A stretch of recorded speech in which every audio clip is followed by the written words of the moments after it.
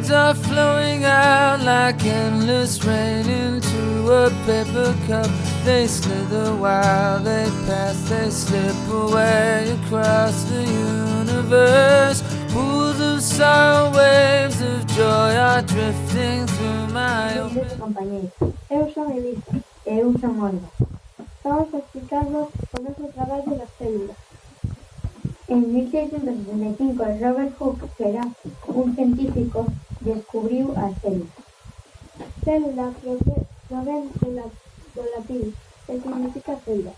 Existen dous tipos de células, eucariotas e procariotas. Os seres vivos poden ser unicelulares ou pluricelulares. Os unicelulares están formados por unha sola célula.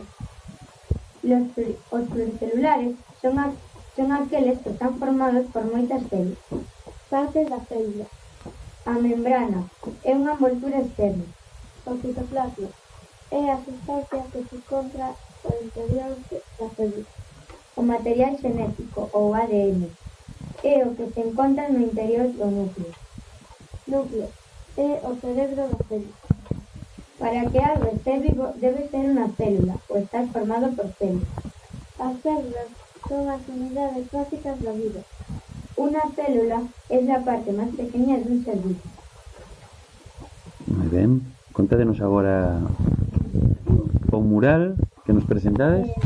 Esta é a eucariota, que ten núcleo todo organizado con orgánulos e unha membrana máis blanda que a da procariota. E a procariota non ten núcleo, ten un material genético libre e ten moi poucos orgánulos.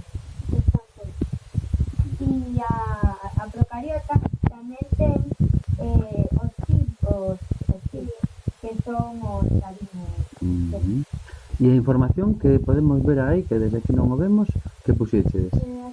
Quen estudiou as células, os tipos de seres vivos unicelulares ou pluricelulares, los tipos de células que existen, las partes de la célula, las características y funciones reseñables.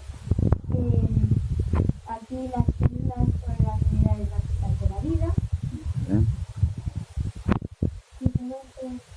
Las diferencias entre una célula procariota y una eucariota, y todos los seres vivos están hechos de células. Moi ben, como fixeches o traballo?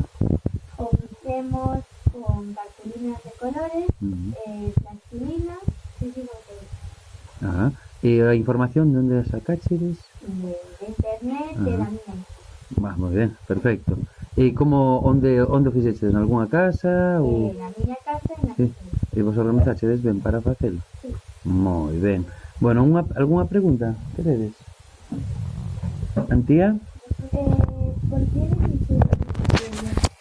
Porque a nai de Olga estudou moitos anos para ser. Que estudiou mamá? Es biólogo. Ah, que guai, moi ben, perfecto. Gabriel? ¿Por qué no puedo? As células, o núcleo, membrana,